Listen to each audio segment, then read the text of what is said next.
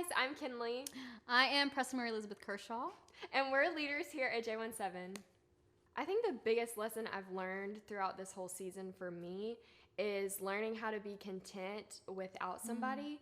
Because if you're not content in yourself first and you don't know how to pursue the Lord by yourself, you're going to try and pursue the Lord for somebody else. Ooh. Or you're going to try and put so much energy into somebody else that you drain yourself.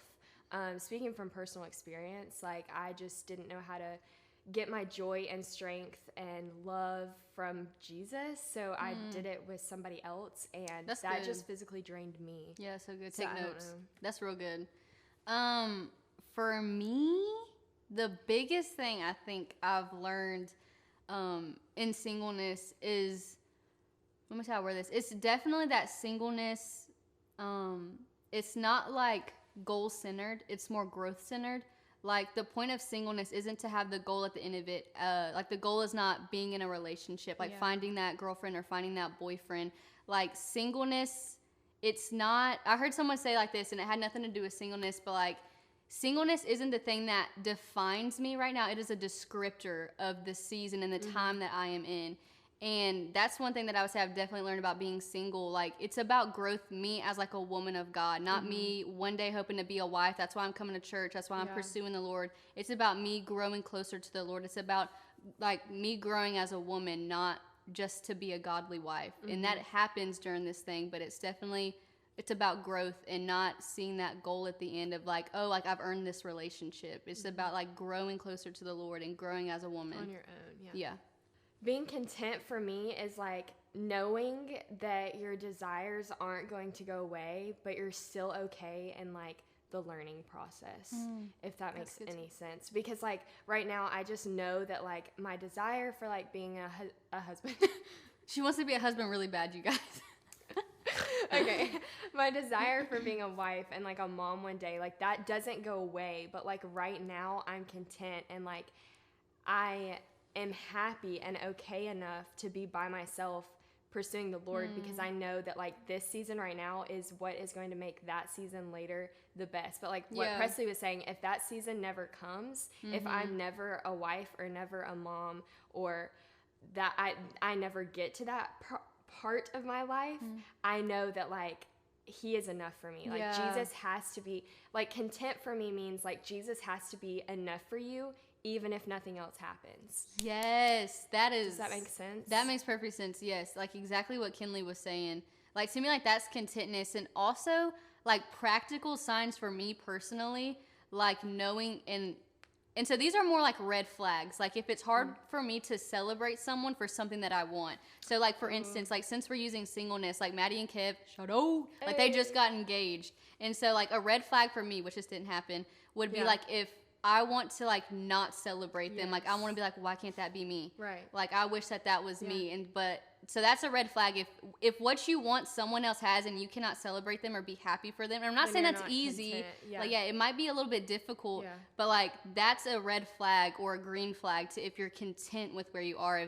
Even if someone who gets it and you don't have it, you can still honor and celebrate them and be happy for them. Yeah.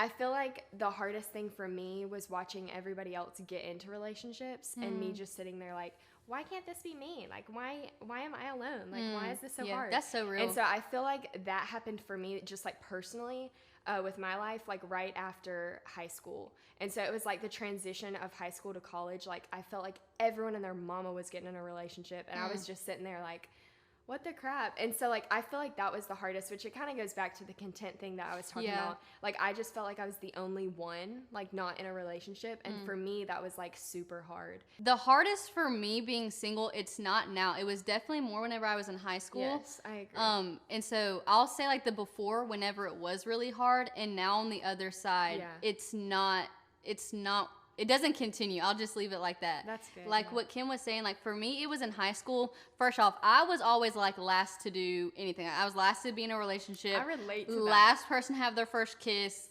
Other things. Like I was the last with everything. So like everybody else is like moving on, you know. And that really didn't like bother me a lot until I got in high school. Yes. So, like, it wasn't really hard before, but once I got a taste of a relationship, like, Ken, I was in a relationship for, like, 3 years, like, throughout high school. And then whenever that ended, that's whenever it got hard. Because, like, I wasn't really missing anything. It was a really bad relationship. But, like, I don't know. Like, once, like, you got that taste of like, it, you if that realize... never happened, it's almost like it would have just been easier. Yeah, it would have been easier. Yeah. And so the hardest part for me, I guess, with singleness is, like, the time after the relationship. Yes. And even though, which maybe some of y'all can relate, even if you didn't have, like, the best relationships, mine was personally really toxic, just super unhealthy. But it was definitely that time after that. And what I feel like made it so hard was the fact that I pretty much elevated him to a God status. Like, he was, like, I needed him to affirm me. Like, yes, everything. He is where I got my security. Like, I was so insecure after. Yes. And so many other different things. That was definitely the hardest thing, is really putting God back in his rightful place. So, y'all haven't always known me here at J1. But back whenever I was a young buck, back whenever I'd feel lonely, I just had my list of guys that I just rotate in and out of my life. That's so real, Presley. And honest, like, I'll be real honest. It was even like that when I started the internship at the church. I mean, I narrowed it down a lot. I'm not gonna lie, but I mean, like, just top 3. Yeah, really, yeah. But, and it wasn't even that we were, like, doing anything. It was just the fact that I didn't want to feel lonely. So I just needed someone to FaceTime or to talk to or to text, just to give me attention. And that's really what that was. I just felt like I was in an attention. Stop. I was in a attention deficit. So in that moment, whenever I was lonely, I would just go and I would just text one of the dudes, or I would call one of the dudes, and they would give me that kind of affirmation, you know, like the little flirty banter back and forth. You look cute today, sis. Yeah. And stuff like that. So that's what I used to do. I feel like that, and that was obviously really unhealthy for me and the other person and the other people. I feel like a lot of people relate to that. Yeah, and you know what? Hold on, I'm about to call out some people, but definitely, I'm not going to say names or anything, but, like, I did this, and so it's not like I don't understand. Like, even with, like, the whole Snapchat, like, that's why I deleted Snapchat, because I know I would still be tempted to do that today. Like, even just, like, having all those, like, friends that, like, they were part of that. They were part of that. Like, your little names was on a list, because I knew you were going to affirm me just the way I wanted. Like, oh, sis, hey, you looking right in that picture. Like, you know, or whatever it is. Like, you know, it, like, that is real. What I did whenever I was lonely before, is pretty much seek affirmation in the wrong places. But now, man, this been sound real holy. The Lord did a change in my life. Amen. He really did. And now, honestly, what I do is whenever I feel lonely in that kind of way, because I feel like there's a difference between, like, man, I was feeling lonely today, and, like, you're really wanting that kind of desire and attention and affection from, like, a significant other, like a girlfriend or a boyfriend. It really is different. And whenever I have that kind of, like, wanting, this is finna sound probably, like, weird. Like, I go in my closet or whatever I'm at. Like, I just start praying for, my future husband. That's what I do now. Like, I have these lists of scriptures, and I couldn't remember earlier. That's why I had to Google it. I just, like, and how I do that, I don't be like, Lord, in 1 Timothy 3:4 it says. I don't do that. I just, like, they're kind of just written into conversation. I'm like, Lord, I pray that my husband is a man of purity, and that he is learning how to lead himself in that way, so he can one day lead our family. I'm praying that he is a man of wisdom and whatever. And I do recommend those scriptures. One that I use is, like, 1 Timothy 3, like that whole chapter. And there's so many more. And even for, like, my dudes, I know this is, like, it's like a basic one, but Proverbs, like, 31, the chick that it describes in there, she's a boss. Like, she didn't need like, she was a boss. And that's kind of like a more basic one. And even, like, where the fruits of the Spirit are in the Bible, just to get, like, real practical. Yeah. So we'll spice things up a little bit. Your celebrity crush. Oh. Okay. My celebrity or our celebrity crushes. We were talking about this earlier. Ken, you want to go? Okay, I have, like, I don't know. I think a lot. Hold on, Ren. Cue the romantic music. Brandon Lake, he is very awesome. Yeah, he's a handsome young fella. Yeah. I also love Grayson Dolan. He has a little piece of my heart. He's a YouTuber. I love him. Shawn Mendes is very attractive. Zac Efron, very attractive in High School Musical. You know what I'm saying? They're in a bed. Hey, I don't know. I have a lot. You go. Harry Styles. Yeah, that's gonna be a hard pass for me, Harry Styles. Well, But hey, that's good for you though. Mine is, who was I saying earlier? So some of y'all might not know some of these fellas, and I will just say, don't Google them because they're mine.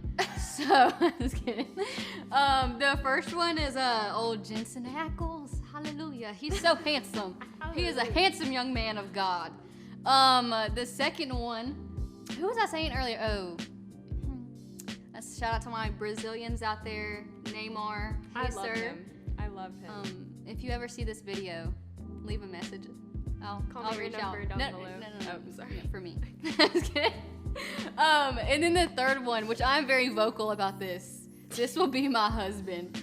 I believe it. I'm very vocal. Yeah. Tua Tagovailoa. That is my husband. Leslie Marie Elizabeth Kershaw Vailoga. Yeah. Yeah, that's my third final and really my only. So our names are written in the stars. So Neymar, leave your number down below. Yeah.